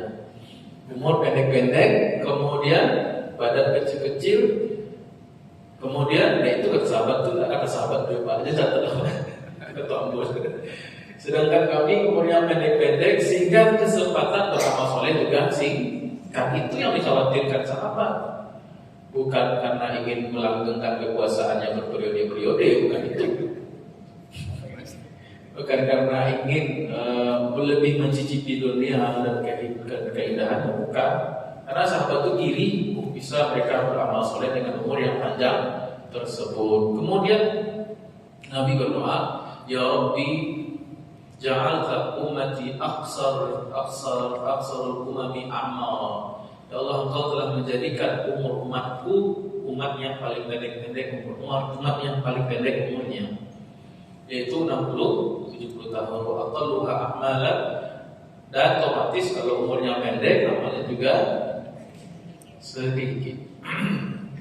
Kalau ini potong dengan masa balik tadi, usia tidur, usia makan, usia chatting, usia ngerumpi, mungkin pendek beribadah. Sholat 5 menit tak bagus. La haula wala quwwata illa billah. Astagfirullah sih. Baik. Kemudian fa'atahu Allahu lailatul qadr. Maka mendengar doa Nabi ini Allah berikan malam qadar. Apa kata Allah?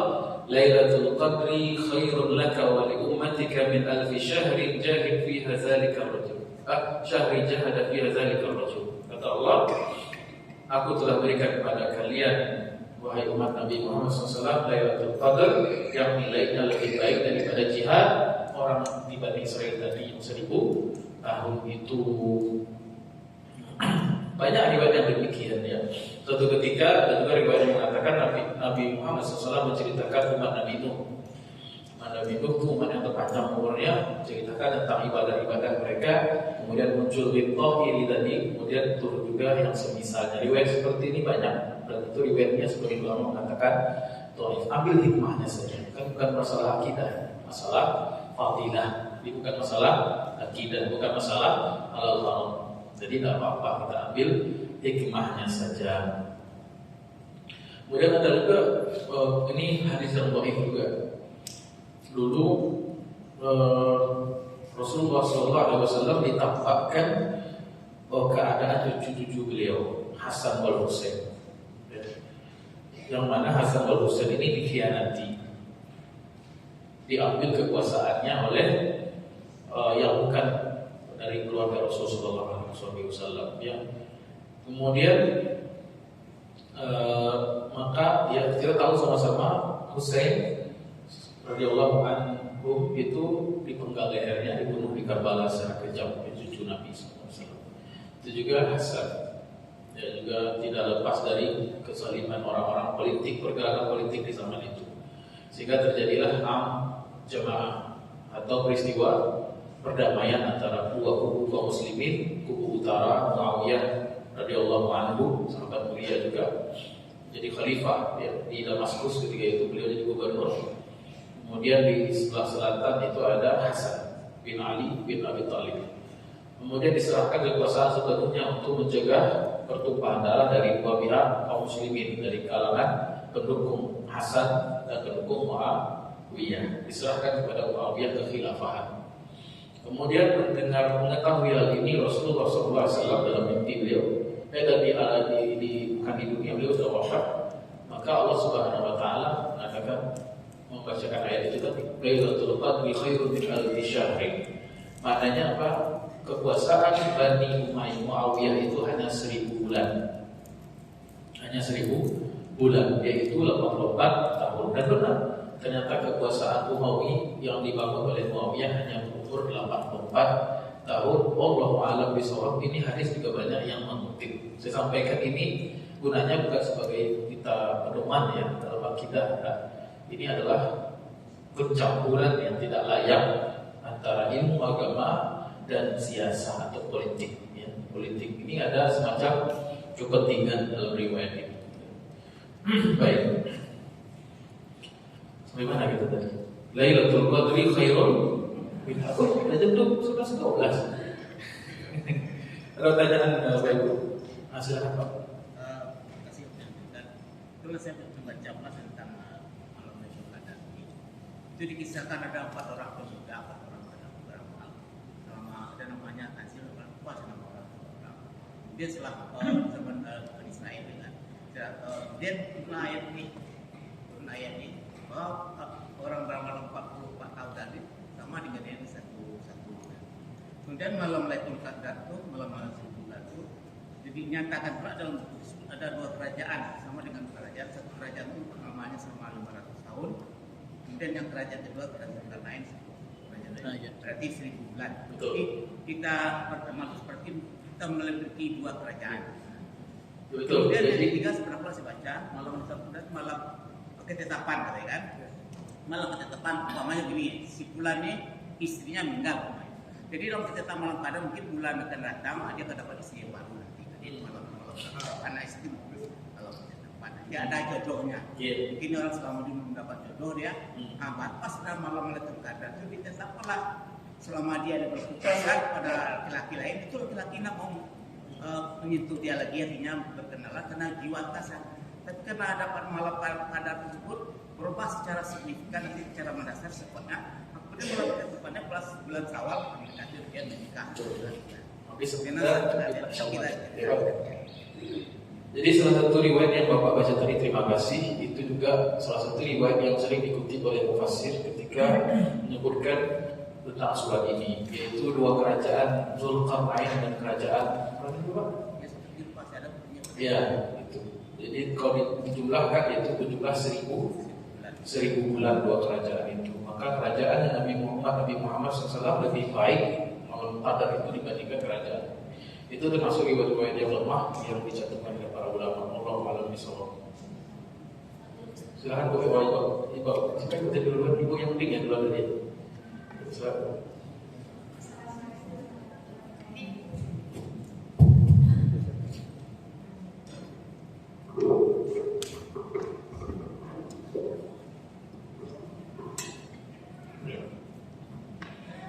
Bismillahirrahmanirrahim. Terima kasih Ustaz.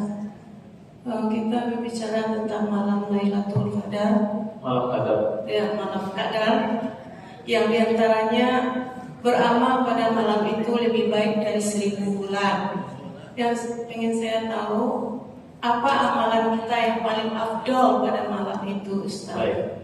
Terima kasih. Assalamualaikum warahmatullahi wabarakatuh. Waalaikumsalam warahmatullahi wabarakatuh. Baik. Sebenarnya insya Allah nanti akan sampai di situ, cuma ada apa-apa. Amalan yang paling afdol ketika malam qadar itu ialah membaca doa permohonan maaf kepada Allah Subhanahu wa taala. Allahumma innaka afuwwun tuhibbul afwa fa'fu anni. Sebagaimana diajarkan Nabi kepada istri beliau Siti Aisyah radhiyallahu anha. Doa kita banyak, minta ini, minta itu. Kita bikin list sebelum berangkat haji umroh. Kita bikin catatan doa ini. Belum lagi doa titipan tetangga, belum doa titipan kawan, catatan semua. Tapi nyatanya kalau kita benar sudah hadir fisik, raga dan jiwa kita dapat apa doa yang terucap? Cuma satu, minta maaf kepada Allah. Itu sebabnya di malam qadar itu riwayat doa yang afdal cuma itu. Memang mungkin kita punya kehendak, punya permintaan di malam qadar itu. Tapi kesimpulannya cuma satu, kata Aisyah, Allahumma innaka afuwwun tuhibbul afwa fa'fu anni. Ya Allah, Engkau Maha Pemaaf dan mencintai maaf, maka maafkanlah. Itu afdol. Boleh kita minta doa yang macam-macam, kumpulkan segala macam doa, tapi ketahuilah ketika kita benar-benar jujur kepada Allah, doa yang keluar itu cuma satu, maafkan saya. Itu yang paling afdol. Fa'fu.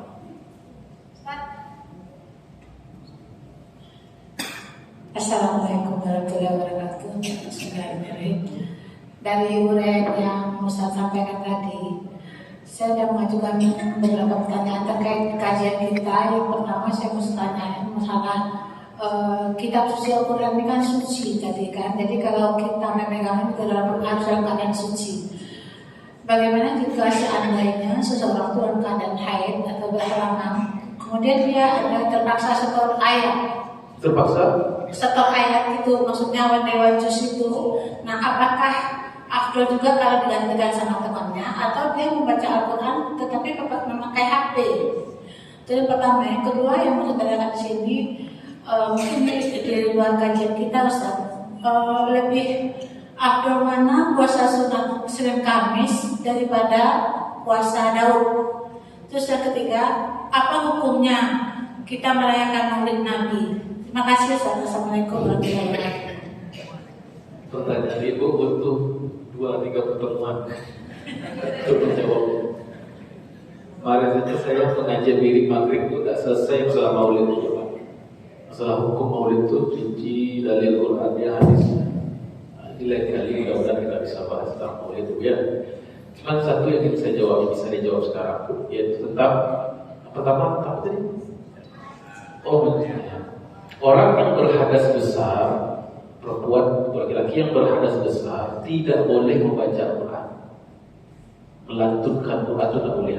Kalau dosa dia. Jadi kalau maaf haid dia atau junub dia atau dia istilahnya melahirkan nifas dia, maka dia tidak boleh baca Quran kecuali pertama ayat Al-Quran yang berkenaan tentang doa. Karena ada beberapa doa yang dari Quran tuh, tapi niatnya bukan baca Quran, niatnya itu zikrullah. Yang kedua, dalam rangka ta'lim, mengajarkan. Dia guru nih, sedangkan dia haid, maka dia mengajarkan Quran boleh. Itu dalam rangka pengajaran, bukan ta'abud. Yang salah itu, yang haram itu ta'abud. Apa itu ta'abud? Niat khusus beribadah taqarrubillah dengan itu, ayat itu dibaca dengan lisan. Jadi kalau ada yang setor bacaan Babli Wardis misalnya, bagus, jangan terhenti dengan haid. Tapi caranya apa? Cukup didengarkan murattal, itu simak dari hati. Simak dari hati. Kecuali ada bagian-bagian doa, ibu doa dibaca dan apa? Itu caranya. Tidak boleh kalau junub itu baca Quran Malah mungkin rajin dia lagi dulu malah rajin baca Quran. Itu bisikan setan itu. Jadi ini senang baca Quran itu setan itu. Yang goda dia bukan orangnya setan kan. Yang goda dia setan. Karena untuk menodai Quran itu sesuatu yang mesti terjaga. Kalau ta'abudi, kalau dia baca dalam rangka ibadah, mendekatkan diri kepada Allah. Itu kira-kira. Tanya kedua, maulid yang sekarang 5 jam malah. Mana yang lebih afdal? Yang lebih afdal itu ialah ahabbul amali Allah, kata Nabi, amal yang paling dicintai oleh Allah adwamuha wa in qalla, adalah amal yang konsisten dikerjakan meskipun sedikit. Jadi misalnya ibu lihat mana yang paling konsisten. Kalau dia konsisten puasa Daud, bagus. Kalau dia konsisten Senin Kamis, bagus. Lihat mana yang lebih konsisten. Misalnya puasa Daudnya, dia puasa Daud baru setahun. Mana yang lebih afdal dibandingkan orang yang Senin Kamis tapi sudah 2 tahun? Mana yang lebih afdal? Kamis. Dan untuk bisa konsisten itu kita pandai mengukur diri kita. Kita sanggup nggak gitu?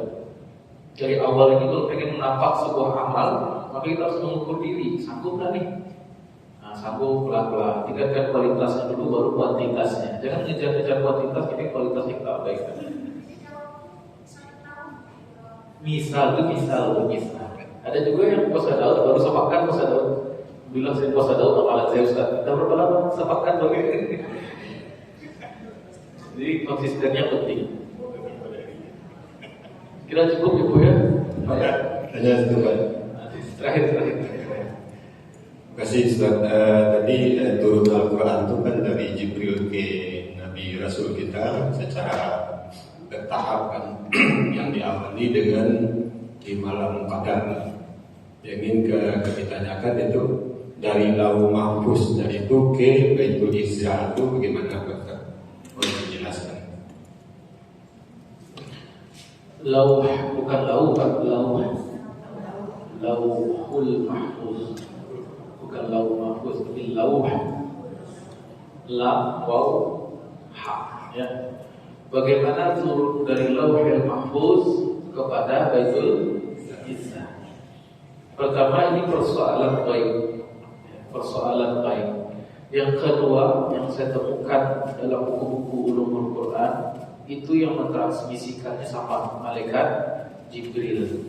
Tapi ulama itu membahaskan detail, diperdebatkan itu. Apa Quran yang diterima Nabi itu sama dengan yang ditransmisikan dari Lauhul Mahfuz? Itu sempat dibicarakan oleh para ulama, bukan sempat, memang dibahas itu. Apakah bagaimana formatnya? Cara malaikat Jibril menerima langsung dari Allah atau malaikat Jibril membaca dari Lauhul Mahfuz? Itu dibahas para ulama itu. Kemudian malaikat Jibril ke Baitul Izzah, bahasa itu kalam Allahnya itu bentuknya bagaimana? Apakah sama yang disampaikan? Formatnya itu ada yang mengatakan formatnya persis sama dari sisi Allah sampai ke Nabi Muhammad sama. Ada yang mengatakan tidak, yang dari Baitul Izzah pada Rasulullah itu yang berbahasa Arab. Nah, jadi yang kalam Allah yang asli itu bagaimana gitu kan? Maksudnya yang sebelum itu bagaimana? Itu dibahas oleh para ulama. Dan saya pikir bagi kita tidak banyak manfaatnya. Pun kita tahu itu tidak banyak manfaatnya. Yang fondasi pokok-pokok keimanan saja yang kita buatkan. Maknanya Quran itu kalau Allah sudah. Kalau kita dipreteli itu ilmu akidah itu banyak pembahasannya Pak. Apakah kalau Allah itu berbentuk suara atau awak saya musyak sebenarnya. Berbentuk suara atau huruf kah? Itu kan itu pembahasan yang tidak perlu saya rasa. Perlu bagi yang mendalami ilmu akidah.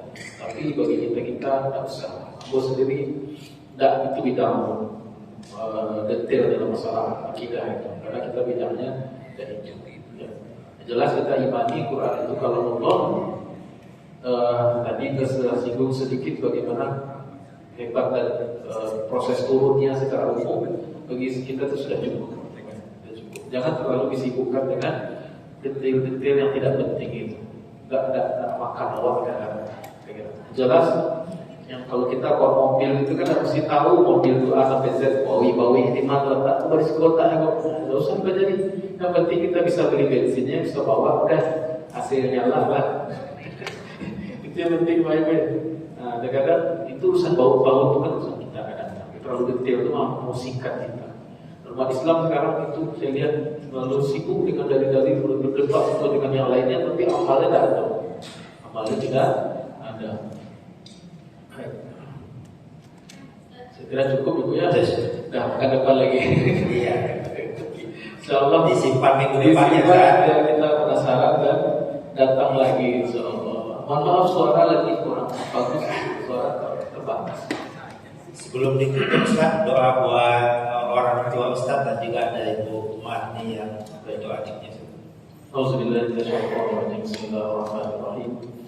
Allahumma inna nas'aluka bi kulli ismin sammaita bihi nafsak wa anzaltahu fi kitabik aw 'allamtahu ahadan min khalqik aw i'tasamtahu fi ilmi ghaibin 'indak an tashfi maradana ya Rabb.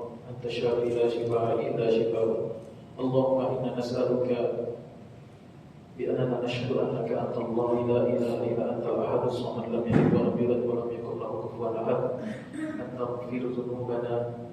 تغفر ذنوبنا ولإخواننا الذين سبقونا بالإيمان وأن تشفي مرضانا أنت شافي لا شفاء إلا شفاؤك ربنا آتنا في الدنيا حسنة وفي الآخرة حسنة وقنا عذاب النار سبحان ربك رب العزة عما يصفون وسلام على المرسلين والحمد لله رب العالمين. Mohon maaf bila salah kekurangannya, mohon izin undur diri, mudah-mudahan pekan depan bisa kembali bertemu dalam saya walafiat, semua yang sakit semoga disembuhkan, amin ya rabbal alamin. Dinaikkan derajatnya, diampuni dosanya. Tolong diajar rekan-rekan yang lain ya. Jangan mengaji sendiri saja, tapi ajak sebanyak-banyaknya. Ini bisnis yang menjanjikan. Siapa yang mengaji sendiri, dia sendiri berpahala. Kalau 2, 3, 10 orang yang diajak, dia aja itu pahalanya. Siap ya Pak Ibu ya? Wassalamualaikum warahmatullahi wabarakatuh. Waalaikumsalam warahmatullahi wabarakatuh. Terima kasih kami ucapkan kepada Ustaz Azhar yang telah menyampaikan ilmunya kepada kita semua. Dan kami juga mengucapkan terima kasih kepada bapak-bapak, ibu-ibu yang sudah hadir dari ya macam-macam ya, berasalnya jauh bisa menyempatkan diri ke sini. Mudah-mudahan Allah berkahi dan berikan keistiqomahan. Mari kita tutup dengan pembacaan hamdalah. Alhamdulillahirabbil alamin. Wassalamualaikum warahmatullahi wabarakatuh. Malam kadar masih Ustaz